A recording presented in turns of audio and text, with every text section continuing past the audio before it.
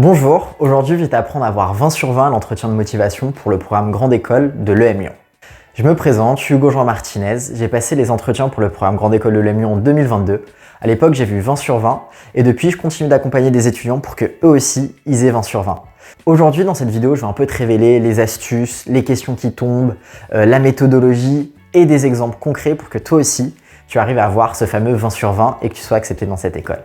Petit point de contexte, tout d'abord, l'EM Lyon, c'est quoi? C'est la 4e école de commerce française historiquement, même si actuellement ils sont challengés par l'EDEC, mais c'est une école prestigieuse qui va pouvoir te permettre d'accéder à des postes bien payés en finance, en conseil et dans plein d'autres domaines. Son programme le plus prestigieux et le plus demandé, c'est son programme Grande École. Pour y accéder, il y a deux possibilités. Soit c'est par la voie des admissions sur titre, et là il va avoir 300 places, même si c'était plus de par le passé, ou ça sera par la voie des classes préparatoires, et là ça sera 600 places en mélangeant toutes les filières. Pour y accéder, dans les deux cas, l'oral sera le même, c'est-à-dire que l'entretien de motivation sera celui du tirage de cartes. Donc le tirage de cartes, c'est quoi? C'est un entretien spécial en fait, là où vous allez tirer vos questions au hasard et vous allez devoir y répondre. Donc c'est un entretien qui est fait un peu pour vous décontenancer, et c'est normal parce que vous allez avoir des questions un peu plus classiques sur c'est quoi vos projets, vos qualités, vos défauts, et parfois des questions un peu surprenantes comme qu'est-ce que vous faites si vous êtes transformé en légumes. Le but de tout ça, justement, c'est de vous faire un peu sortir des schémas classiques et de voir réellement qui vous êtes. Même si c'est un entretien avec de l'improvisation, ça ne veut pas dire que c'est un entretien sans préparation. Tout d'abord, je vais te présenter le déroulement complet de l'oral. Ça va se passer comment? En fait, tu vas rentrer dans la pièce. Ils vont vérifier ta pièce d'identité, etc. Ensuite, les jurys vont se présenter. Retiens bien parce que c'est toujours utile à la fin quand tu as des questions à leur poser. Après, tu vas avoir 1 minute pour te présenter. C'est assez court parce que d'habitude, on est plus vers 2-3 minutes maximum pour pouvoir se présenter. Ensuite, tu vas donc tirer ces 4 cartes. Une fois que tu auras tiré ces 4 cartes, tu n'auras pas de temps de préparation et tu devras directement répondre dans l'ordre que tu veux, et je te donnerai une petite astuce ensuite à ces 4 questions. Tu auras à peu près 10 minutes. C'est pas la peine non plus d'en faire trop parce que le jury risque de s'endormir et ça va permettre aussi d'avoir une période d'échange après. Et justement, après ces 10 minutes, généralement, il te reste à peu près 10-15 minutes pour pouvoir avoir plus qui va ressembler à un entretien de motivation classique, donc un échange avec le jury sur tes motivations, tes expériences. Ils peuvent revenir sur les questions. Donc, on va reprendre depuis le début. La présentation, le jury vient de se présenter. Là, c'est à moi de me présenter. J'ai 1 minute, donc le but, c'est d'être concis, mais déterminé aussi. Donc, je vais vous présenter un peu ce que j'avais fait, moi, à l'époque. Bonjour, je suis ravi d'être là. Je vous remercie de prendre le temps de faire passer cet entretien.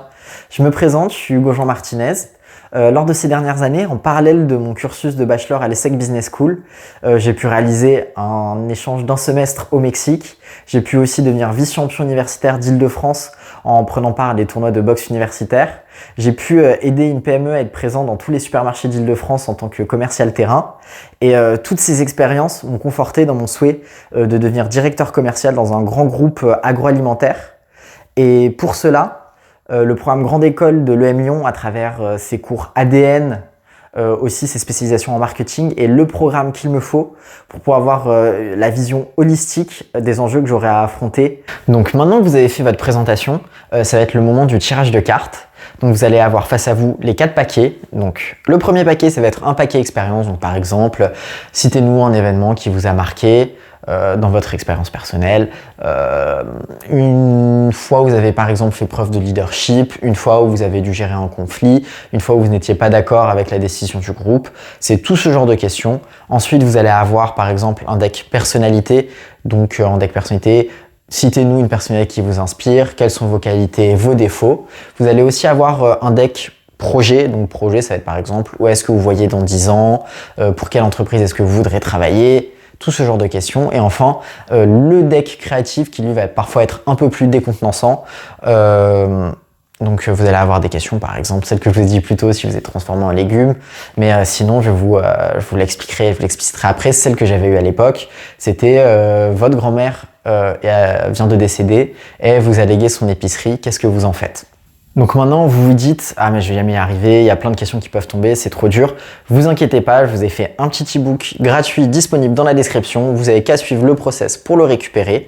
Et enfin, pour vous entraîner, moi ce que je vous propose, c'est qu'avec Prepix, mon organisme de préparation au concours, on vous prépare aux oraux blancs pour le M Lyon, mais aussi pour les decks. Par exemple, les derniers ont des entretiens de groupe qui est une épreuve spécifique. Et pour le M, on vous fait des entretiens type M Lyon, là où vous tirez vos questions au sort pour vous entraîner à être le meilleur possible le jour J. Maintenant, on va reprendre la méthodologie pour toujours être à l'aise et répondre à toutes ces questions. Finalement, ces questions, elles sont pas si dures que ça à partir du moment où on se connaît bien. C'est-à-dire que si vous savez vos qualités, vos défauts, ce qui vous inspire, ce dont vous avez envie de faire, que ce soit dans vos goûts, mais aussi professionnellement, où vous voyez dans 10 ans, les entreprises, pourquoi. Aussi, si vous connaissez bien vos expériences passées, si vous avez bien réfléchi à ce que vous allez pouvoir dire dessus, finalement, ce n'est pas si dur que ça. Donc cette épreuve, c'est bien se connaître soi-même et ses expériences et ses désirs. Et après, vous allez toujours pouvoir recycler ça un peu dans toutes les questions et réadapter. On va commencer par l'exemple d'un de nos étudiants l'année dernière, d'une question de personnalité qu'on avait travaillé avec lui et qui était tombée le jour J et qui lui avait permis d'avoir 20. Pour présenter rapidement la personne, c'était un étudiant qui, plus jeune, avait pratiqué le football en équipe de jeunes à assez haut niveau avant de se blesser, les fameux croisés, et qui justement, après ces croisés, s'était plutôt concentré sur ses études pour faire de la finance. Donc la question c'était quelle est votre idole, quelle personne vous inspire, qui voudriez-vous rencontrer? Finalement c'est un peu toujours la même question en fait. C'est ça que vous allez retrouver dans les questions en fait à l'EM Lyon, c'est qu'il y a beaucoup de questions qui sont assez similaires et ça va être des dérivés. Et pour répondre à cette question de personnalité qui était quelle est votre idole, ou en tout cas la personne qui vous inspire, il avait répondu Blaise Matuidi. Et pourquoi il avait dit ça? Il a dit voilà, moi je suis une personne qui fait du football à haut niveau et même si j'ai pas pu continuer, après j'ai continué les études et je me suis dit je vais mettre toute la détermination que je mettais à l'époque dans le football pour jouer à haut niveau pour devenir un bon élève, ensuite avoir un bon poste, aller dans un secteur exigeant comme la finance. Et Blaise Matuidi, lui, il m'inspire parce que il a été champion du monde de football en 2018, il a eu une grande carrière en club, à la Juve, au PSG, même à Saint-Etienne avant. Et maintenant, ce qu'il fait, c'est qu'il est partenaire, donc c'est-à-dire qu'il a des parts et qu'il participe aux décisions d'un fonds d'investissement spécialisé dans les startups, qui est donc un VC. Et il a des parts dans ce fonds, il utilise sa notoriété pour donner de la puissance à des deals. Donc quand il signe avec une entreprise, il utilise l'image qu'il a créée pour justement aider l'entreprise. Et lui, donc, il a gardé cette exigence du haut niveau du sport pour maintenant le passer dans la finance et c'est un parcours qui m'inspire énormément parce qu'il a réussi à garder cette exigence avec lui-même et je me reconnais beaucoup dans lui.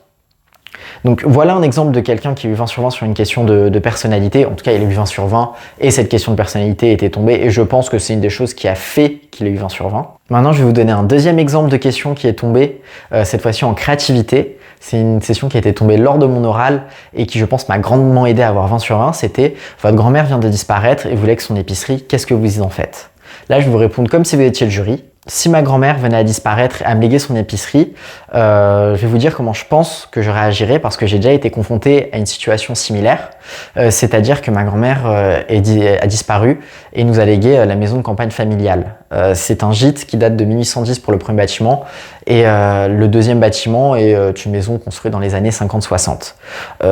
Effectivement, ce sont des maisons familiales, donc elles ont une forte valeur émotionnelle, tout le monde est très content de s'y retrouver. Par contre, quand il s'agit de faire l'entretien, de payer les factures, effectivement, vous vous retrouvez un peu seul. Donc la question, c'est comment on peut faire, puisqu'on a deux options, soit la vendre, soit la garder. Soit on la vend, on sera peut-être triste, mais ça va nous éviter de perdre beaucoup d'argent. Soit on la garde, et déjà on va pas gagner de l'argent de la vente, mais surtout on va devoir payer beaucoup parce qu'il fallait refaire la toiture, fallait refaire des peintures, fallait la remettre en état. Elle était plus du tout aux normes.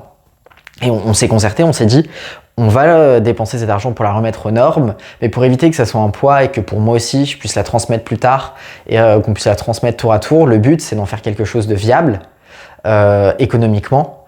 Et donc, on s'est dit qu'on allait faire de la location. Et maintenant, moi, je suis en charge justement de tout ce qui est Airbnb. C'est moi qui fais l'annonce. Justement, je change régulièrement l'annonce pour mettre à jour avec les avis des clients, aussi mettre des nouvelles photos pour remonter dans l'algorithme. Et c'est ce qui me fait dire que si j'étais amené à hériter de l'épicerie de ma grand-mère, tout d'abord, j'essaierais de faire un état des lieux de la rentabilité, etc. Et sûrement, elle perdrait de l'argent parce que ma grand-mère pas pu trop s'en occuper à la fin de sa vie. Et moi, mon but, ça serait de voir si je pourrais mitiger toutes ces pertes pour ensuite continuer à la transmettre à la famille parce que je pense que c'est un patrimoine matériel et surtout immatériel et que j'aimerais beaucoup le transmettre. Donc voilà ce que je ferai, c'est voir comment rendre viable et transmettable aux générations futures. Donc chose très importante, surtout sur les questions de créativité, on va vous demander de répondre à des sujets qui vont faire parfois partir un peu en extrapolé et même parfois un peu hors sujet. Mais on n'oublie pas qu'à la fin, il faut répondre à la question, sinon là c'est du hors sujet. Donc on extrapole, on explique nos expériences, pourquoi on réagirait comme ça, et à la fin on dit « et donc dans cette situation, je pense que je ferai ta ta ta ». Maintenant, je vais aussi vous donner une astuce que j'explique à mes élèves. Dans la vie, on se souvient de deux choses. La première impression qu'une personne vous fait et la dernière. Donc quand vous allez avoir ces 4 questions, vous allez tirer, il y en a forcément des questions où vous serez plus à l'aise et d'autres moins. Et le but, c'est pas que vous mettiez la sauce au début, que vous répondiez super bien et que sur les 2 dernières, vous galériez, vous soyez vous n'ayez rien à dire et que vous ennuyez du jury. Justement, le but, c'est de bien commencer. Vous faites une bonne impression, c'est-à-dire que vous faites une bonne première question. Après, en 2e et 3e, vous mettez des questions où vous êtes un peu plus faible. Et enfin, vous reconcluez avec une question où vous êtes à l'aise. Comme ça vous met sur des bonnes bases pour reprendre l'entretien justement d'après avec le jury. Parce que normalement, même si ça peut arriver, le jury n'interviendra pas durant les questions. Donc voilà, maintenant que vous avez répondu aux 4 questions, vous allez repartir sur l'entretien de personnalité plus classique. Là, je ferai sûrement une vidéo un autre jour pour vous aider à vous préparer à ça. En tout cas, j'espère que vous avez apprécié la vidéo.